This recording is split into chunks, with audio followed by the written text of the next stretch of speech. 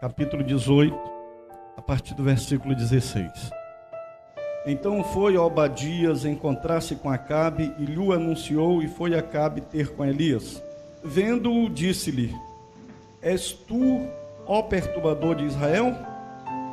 Respondeu Elias: Eu não tenho perturbado a Israel, mas tu e a casa de teu pai, porque deixastes os mandamentos do Senhor e seguistes os Baalins.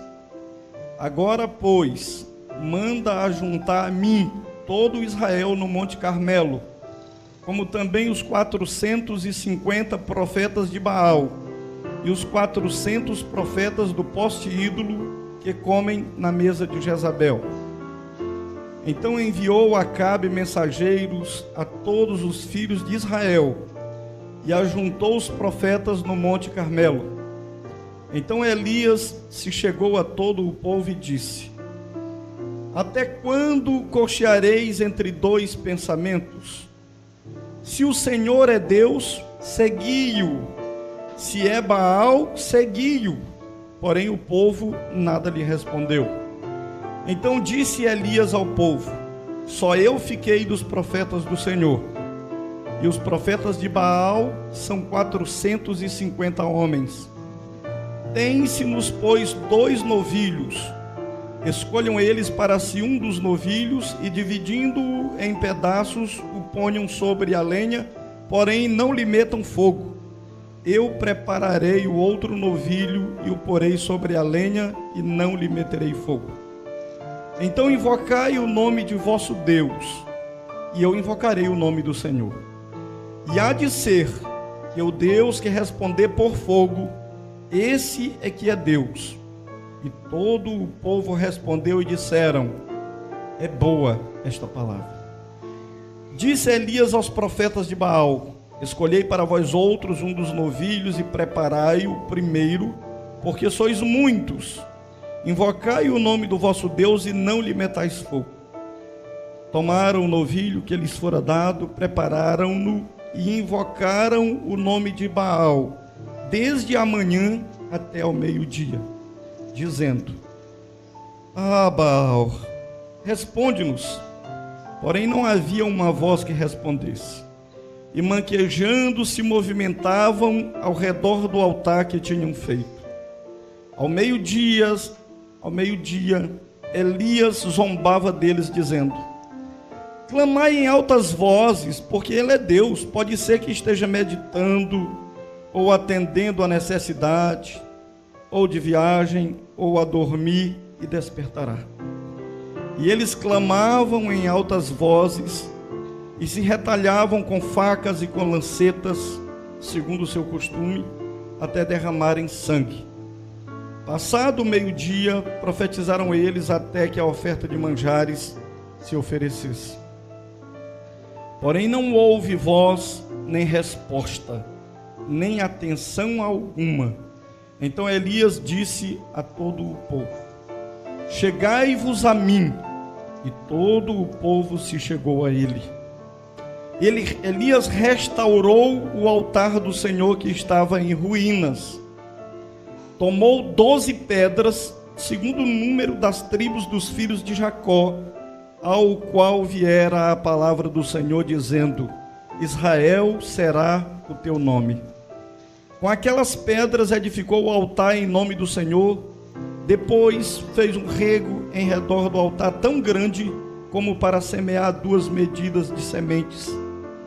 Então armou a lenha, dividiu o novilho em pedaços, pô-lo sobre a lenha e disse: Enchei de água 4 cântaros e derramai-a sobre o holocausto e sobre a lenha. Disse ainda: Fazei-o 2ª vez, e o fizeram. Disse mais: Fazei-o 3ª vez, e o fizeram 3ª vez. De maneira que a água corria ao redor do altar. Ele encheu também d'água o rego. No devido tempo, para se apresentar a oferta de manjares, aproximou-se o profeta Elias e disse: Ó Senhor Deus de Abraão, de Isaque e de Israel, fique hoje sabido que tu és Deus em Israel e que eu sou teu servo. e que segundo a tua palavra fiz todas estas coisas. Responde-me, Senhor, responde-me, para que este povo saiba que tu, Senhor, és Deus e que a ti fizeste retroceder o coração deles. Então caiu o fogo do Senhor e consumiu o holocausto e a lenha e as pedras e a terra, e ainda lambeu a água que estava no rio. O que vendo todo o povo caíram de rosto em terra e disseram: o Senhor é Deus, o Senhor é Deus. Disse-lhes Elias: lançai mão dos profetas de Baal, que nenhum deles escape. Lançaram mão deles, e Elias os fez descer ao ribeiro de Quizon, e ali os matou. Amém. Querido Deus, mais uma vez, nesta noite nós tivemos a oportunidade de nos aproximar de uma porção da Tua Palavra, Senhor. Queremos Te pedir misericórdia nesta noite. Queremos Te pedir que o sangue vertido na cruz do Calvário venha nos purificar de todo pecado, venha nos limpar de toda mácula, e que nós possamos nos apresentar com vestes brancas na Tua presença nesta noite, e que neste culto, Senhor, em que faremos memória do sacrifício da cruz, os nossos olhos possam estar postos em Ti, porque Tu és o mesmo ontem, hoje e eternamente. Tu és o Deus de Elias, Tu és o Deus de Israel, Tu és o Deus desta igreja, Tu és o Deus de cada um de nós individualmente. E nós não estamos clamando a um Deus morto, estamos falando com um Deus vivo, que ouve e que responde. Por isso, Senhor, é que viemos nesta noite à Tua presença, não para Te pedir. Não estamos aqui nesta noite pedindo cura, não estamos pedindo prosperidade, não estamos aqui pedindo coisas desta vida, mas nós viemos aqui para Te agradecer nesta noite, Senhor. Te agradecer pelo grande sacrifício do Calvário, Te agradecer pela eleição incondicional, Senhor, porque nos sabemos indignos, e eu mais do que todos, Pai, Teu indigno servo nesta noite, Te peço misericórdia, Te peço graça, Te peço unção, que Tu use os meus lábios, a minha mente, o meu coração, o meu espírito, que me direcione para falar a Tua palavra, que a palavra seja profética, que não venha da mente, do cérebro, da inteligência, da força de um homem, mas que venha do trono da graça para o Teu povo. E que nós, ao sairmos desta reunião, Senhor, tenhamos a convicção plena, absoluta, de que fomos mais uma vez alimentados e restaurados no nosso vigor, porque estivemos diante do maná do céu, estivemos diante de um alimento genuíno. E assim, Deus, os nossos lábios, nós queremos que sejam nesta noite, como foram o do profeta Isaías no capítulo 6, tocados com brasas vivas do Teu altar e purificada a nossa iniquidade, para que possamos Te louvar, para que possamos Te adorar, para que possamos dizer: envia-me a mim, Senhor, eis-me aqui. Portanto, Deus, toma este auditório, Senhor, desde a mais tenra criança que está aqui e que ainda não pode compreender todas as coisas, até o mais idoso de nós, Senhor, que sejamos prisioneiros da Tua palavra e que dela nos sirvamos nesta noite, para que não venhamos nos desviar nem para a direita, nem para a esquerda. Ó Deus, que não seja mais o homem, Senhor, que esta não seja uma reunião social, mas que esta seja a Assembleia Solene dos Santos, um ajuntamento especial de quem veio para Te adorar, e na certeza de que Tu estás aqui, e de que Tu vás receber o louvor que Te é devido, nós Te agradecemos no nome santo de Jesus. Amém. Irmãos, a pior coisa que pode existir para uma nação, para uma família ou para um indivíduo é a amnésia. Não saber quem somos é a pior coisa que pode existir. Imagine você que é casado, ou você que é pai, de repente você acorda e não sabe com quem você é casado, não reconhece seus filhos. Não tem coisa pior do que isso. E quando isto acontece, a pessoa pode não estar sentindo nada. Ela está completamente perdida, por não saber quem ela é. E é exatamente quando a pessoa não sabe quem ela é, que ela pode ser qualquer coisa. Um diz você é isso, outro diz você é aquilo, e você não sabe quem você é, você vai tentar ser quem dizem que você é. Mas o Espírito Santo de Deus veio à terra, veio à igreja para tirar a nossa amnésia e nos fazer lembrar de tudo quanto Jesus falou que nós somos. Então nesta noite o Espírito Santo quer que você saiba quem você é.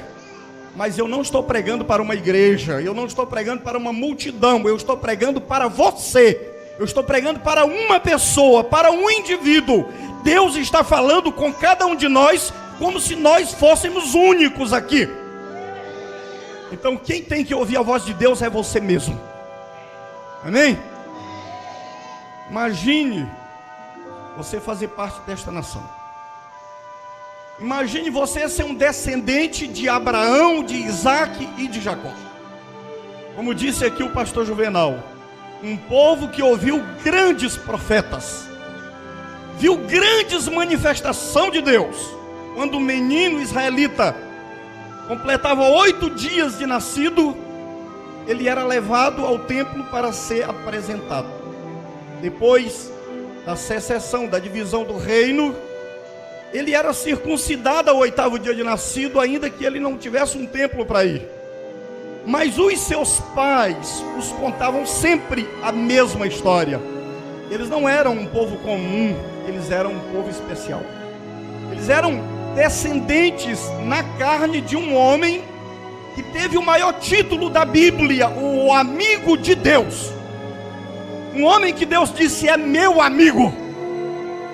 Então eles diziam nas horas de aflição: Senhor, lembra-te de Israel, por amor de Abraão, teu amigo.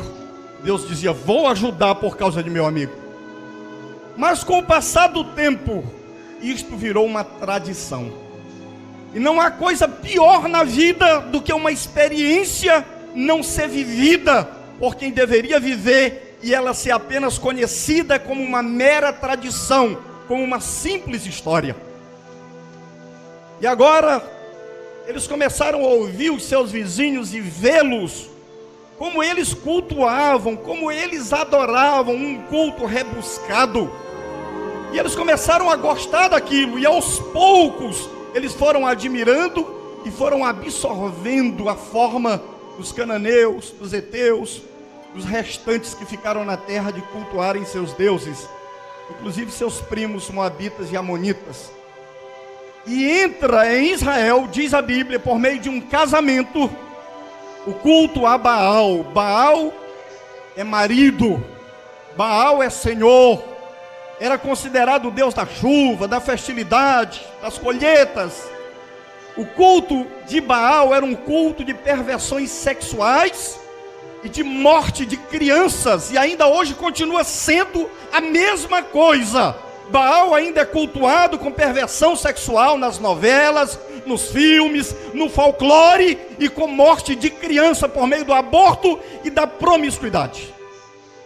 E os filhos de Deus, filhos dos amigos de Deus, começaram a se esquecer de quem eles eram e começaram a ficar preocupados, porque não mais conheciam a lei de Deus. E quando você não conhece a lei de Deus, você fica entre dois pensamentos.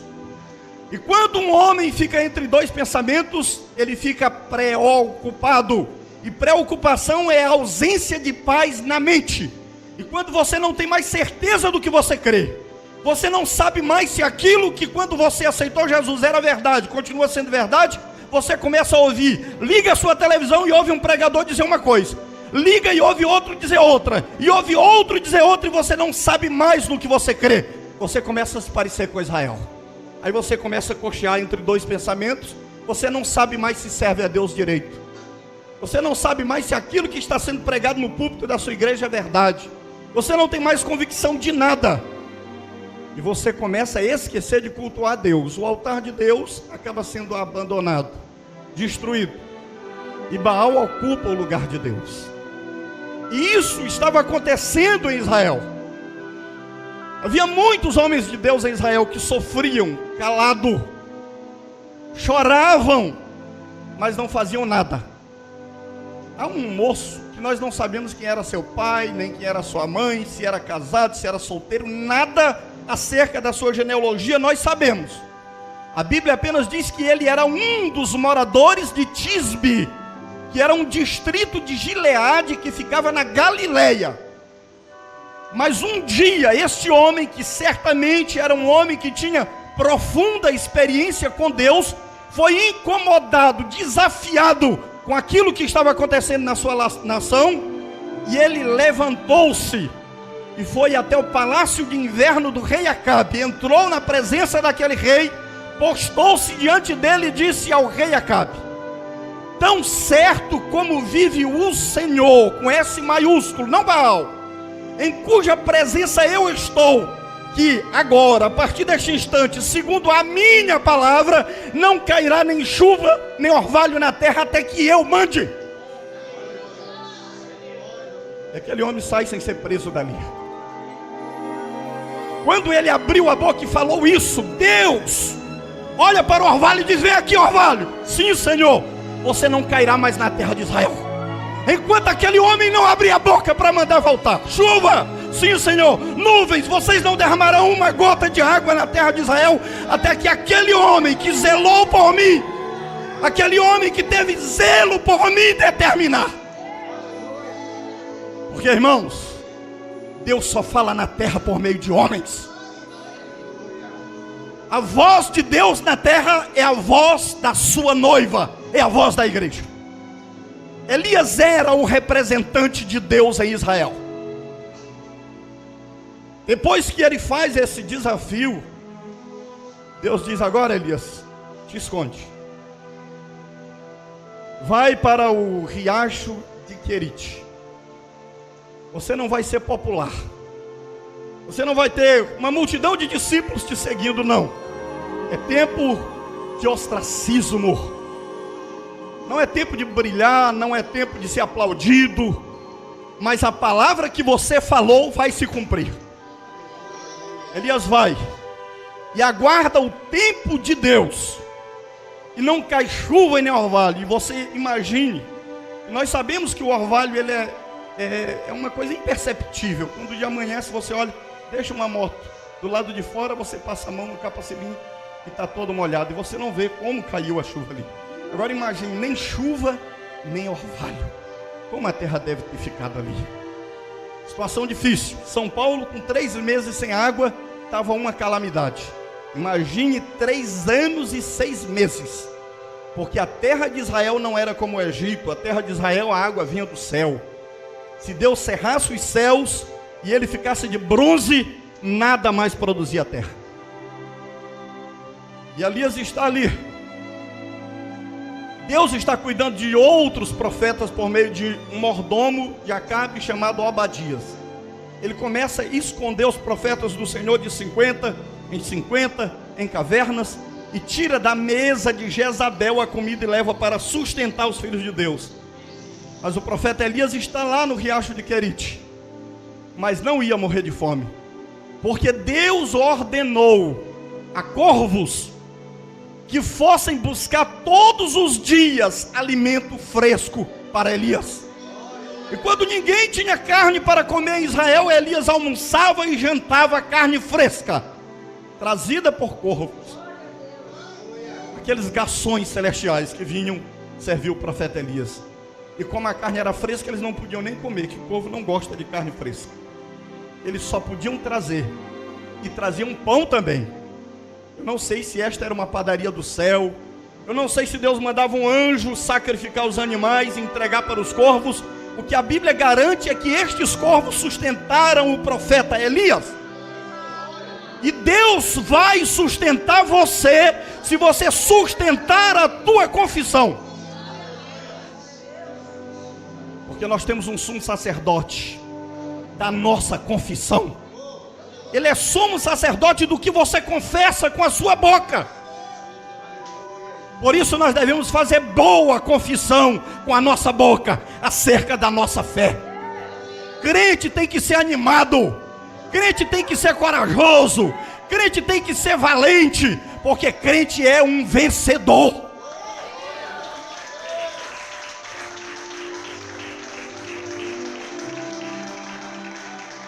Nunca houve um dia que aquele profeta passasse fome. Quando as águas baixaram muito, Deus diz: Elias, agora está na hora de tu sair do riacho de Querite. Ele deve ter pensado: então as coisas vão melhorar. Para onde, Senhor? Tu vai para Sarepta. Sarepta ficava em Sidom, a terra de Jezabel. Significa fornalha ardente. Tu vai para o centro, coração da idolatria. Vou te mandar para lá, porque eu me provi de uma mulher pobre e viúva, e ela te sustentará ali. Mas como? Como uma mulher pobre e viúva poderia sustentar um homem, se ela já tinha um filho e ela mesma para sustentar? É que o provedor daquela mulher era aquele profeta. O alimento estava nele. Então Elias vai, e quando ele entra na cidade, Deus conduziu tudo, cronometrou o encontro, e ela está saindo da sua casa para colher cavacos, para fazer a última refeição da vida. E Elias encontra aquela mulher e diz: mulher, dá-me um pouco de água. E ela não só nega, ela volta-se para pegar água. E quando ela vai para pegar água, ele diz: para aí, antes disso, faz lá um bolinho para mim e traz para mim comer. E aquela mulher se volta para ele e diz: meu Senhor, tão certo como vive o teu Deus, que tudo que eu tenho é um pouquinho de farinha numa botija, um pouquinho de azeite. Eu estou pegando esses cavacos para fazer a última refeição da vida.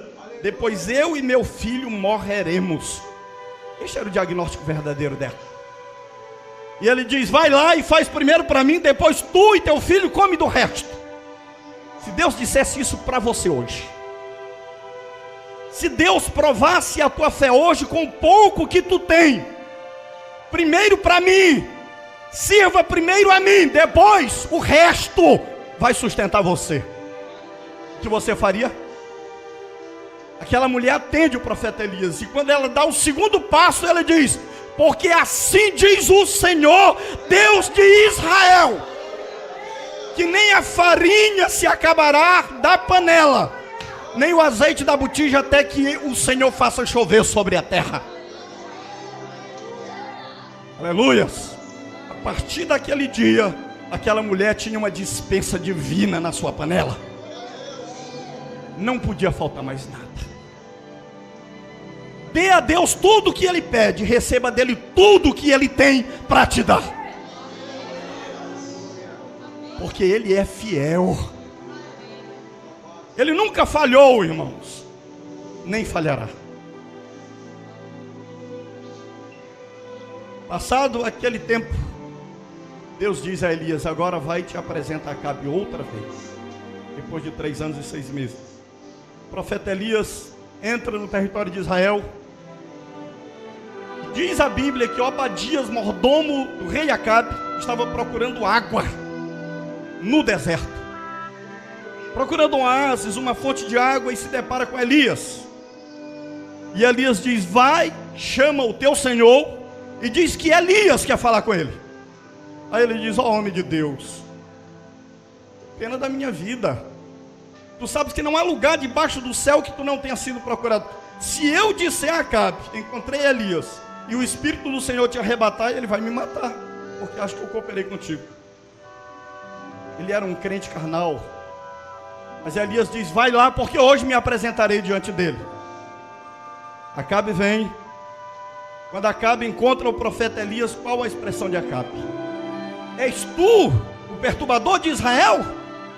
E Elias diz: eu não tenho perturbado a Israel, mas tu e a casa de teu pai, que abandonou os mandamentos do Senhor, tu tens perturbado a Israel. Agora escuta a ordem que eu vou te dar. E ele podia dar ordem, porque o homem que fala para o céu, que não cai orvalho nem chuva, tem autoridade. Agora reúne todo Israel no Monte Carmelo diante de mim, e os 400 profetas de Baal e os 450 profetas de Aserá. Eu quero ter um encontro com eles. E Acabe foi, congregou todo Israel no Monte Carmelo. E ali se apresenta o profeta Elias.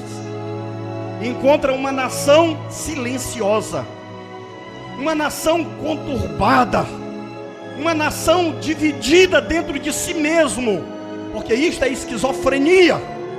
Uma nação que adorava Deus e adorava Baal. Uma hora cantava um hino a Deus, outra hora cantava uma música a Baal.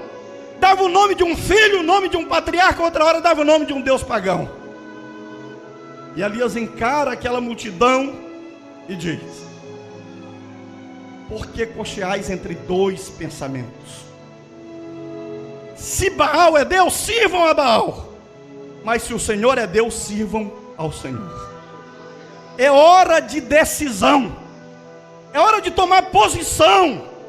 Vocês não vão para lugar nenhum dando um passo para frente e outro para trás. Vocês têm que decidir o que vocês querem da vida.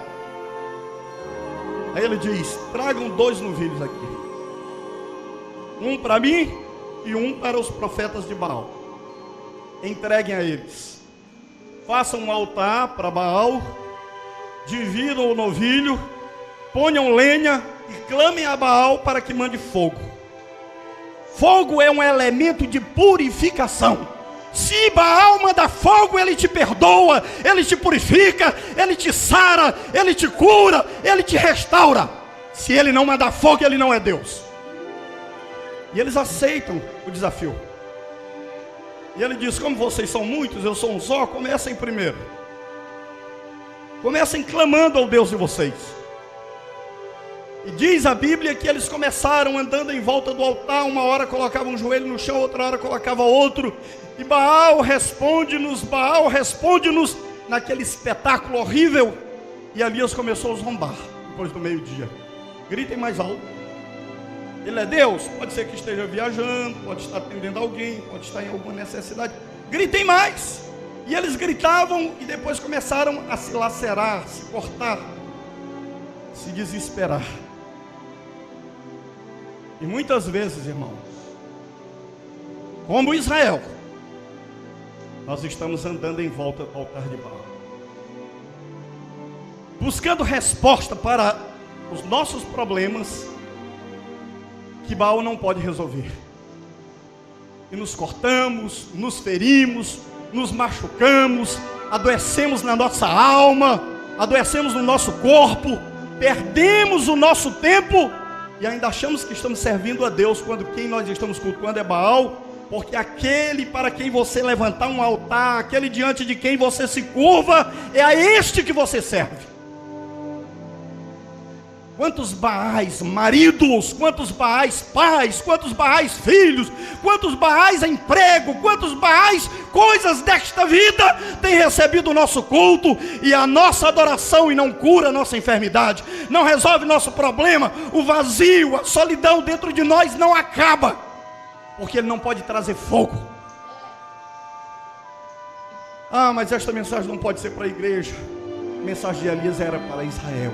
Israel era a igreja do Velho Testamento. Eles estavam com amnésia.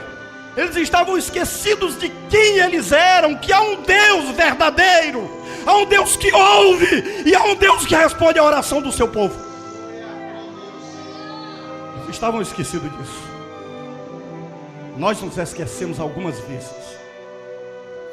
Irmãos, deixe-me dizer algumas coisas aqui para você. Quando você vai fazer um concurso, material de estudo do concurso, você lê uma vez por semana? Você lê uma vez por mês? Ou você lê todo dia? Quanto mais próximo do concurso, mais você lê. Se você lesse esse material como você lê a Bíblia, você passaria no concurso. Você estava habilitado a concorrendo com muitos candidatos a passar no concurso. Como você vai conhecer este reino e estas promessas se você nem lê esta palavra? Aí nós recorremos a tudo que é Baal. Vamos ao pai, vamos à mãe, vamos ao namorado, vamos à esposa, vamos e colocamos o nosso coração e a nossa esperança, e eles não vão resolver mesmo, e Deus deixará que eles caiam, para que você reconheça que só há um Deus que pode resolver o problema.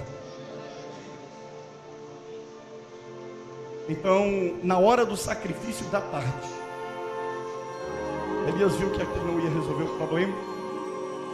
Tem um momento que você tem que parar.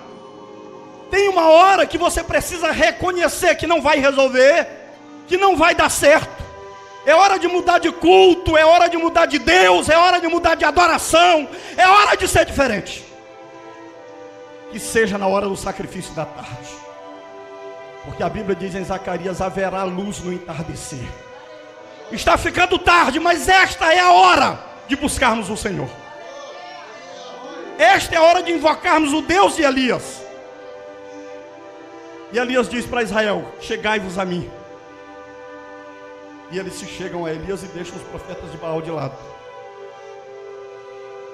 Baal falava pelos seus profetas. Deus também falava pelo seu profeta. E você sabe que a oração de Elias foi curta. Não foi longa. Elias começa: me tragam 12 pedras. Imagine o altar de Baal, um altar bonito, rebocado, trabalhado com pedreiros, mestres de obras, uma obra de arte. O altar de Elias era um altar rústico, de 12 pedras, e segundo a lei não podia ser lavrada.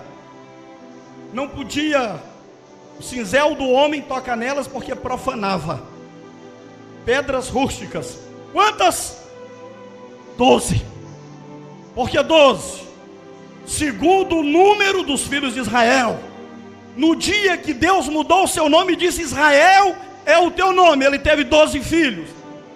Em Gênesis 50, para cada um daqueles nomes houve uma promessa. Faça um altar de acordo com as promessas de Deus. Para cada um deles uma promessa. Traga as promessas de Deus para o altar da tua vida. Reconstrói o altar do Senhor. Depois, ele põe a lenha em ordem sobre o altar. Porque se não há lenha, não há fogo. Agora Elias, para provar que não era truque, ele disse: me tragam 4 cântaros de água.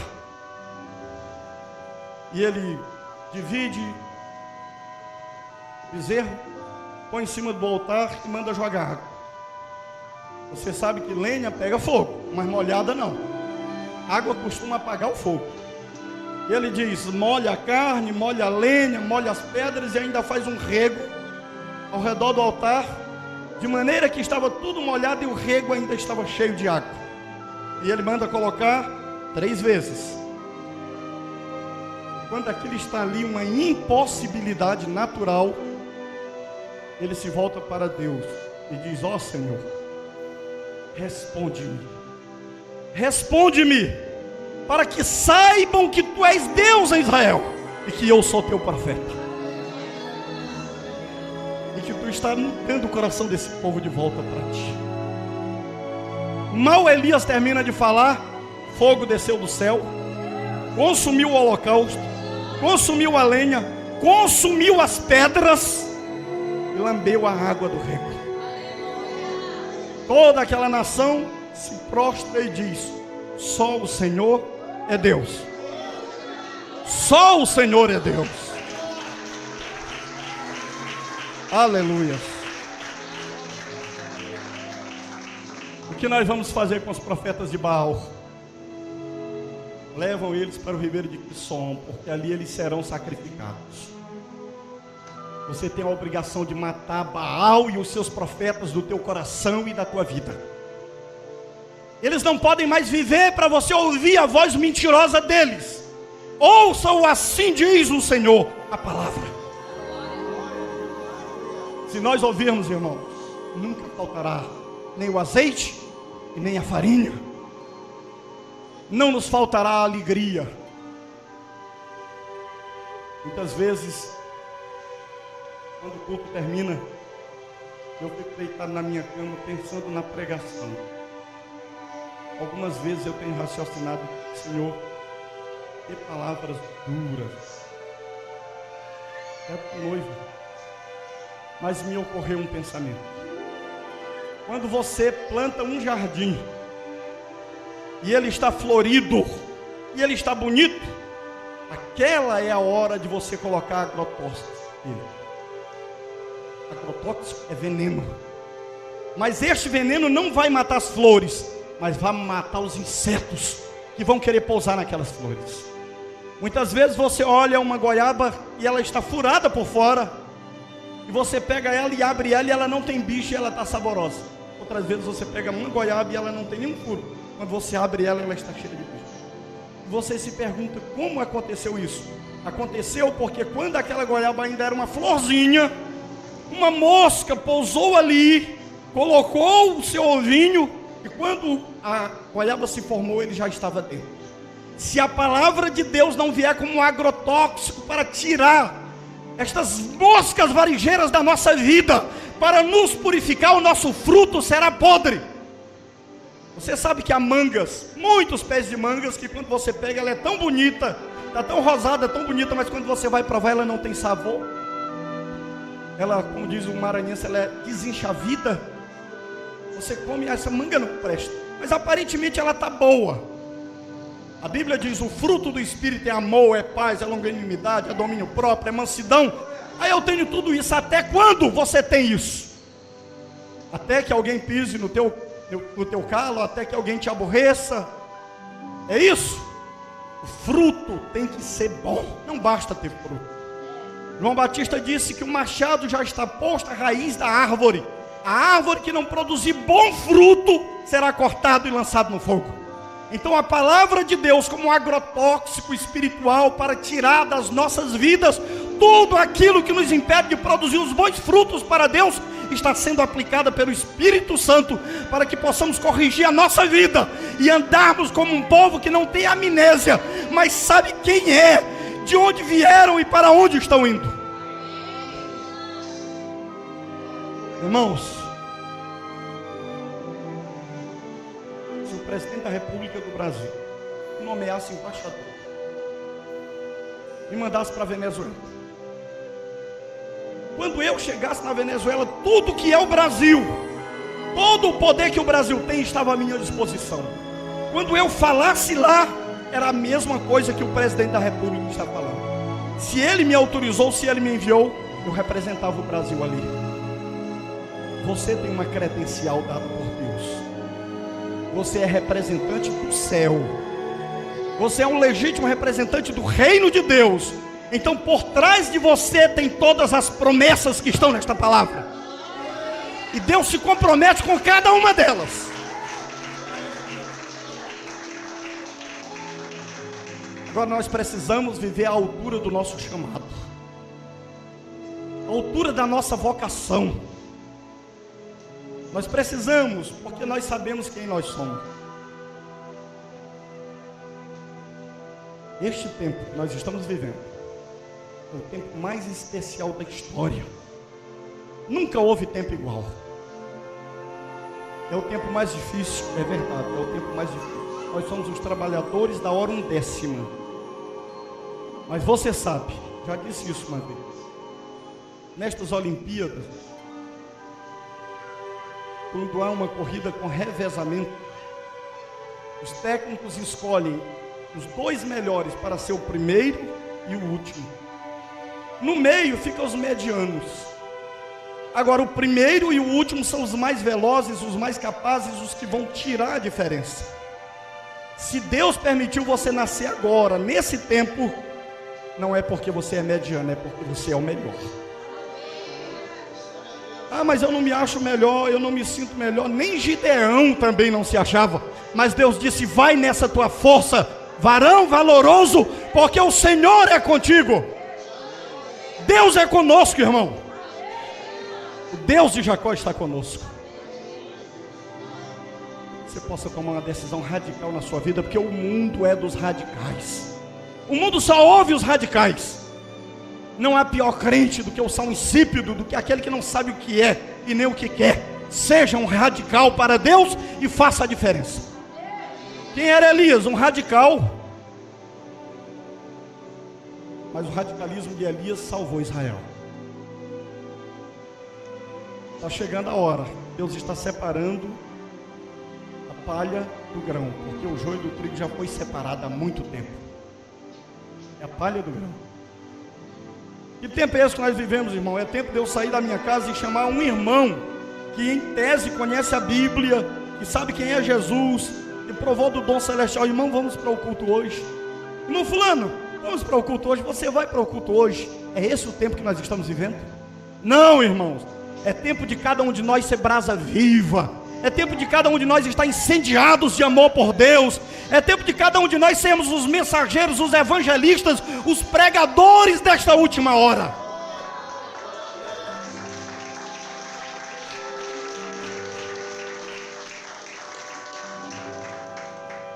Às vezes, quando eu ouço, ontem eu ouvi uma mensagem maravilhosa da irmã Amanda, as minhas entranhas se comovem, e eu confesso aos irmãos que daqui a pouco eu vou perder essa minha compostura, e eu vou começar a pular dentro dessa igreja, eu vou começar a gritar, eu vou começar a extravasar a minha alegria, porque eu adoeço quando eu ouço Deus falar, e parece que nós estamos num local onde alguém está declamando uma poesia que ninguém pode interromper. Não, irmãos, aqui é lugar de louvores ao Deus de Israel. Amém?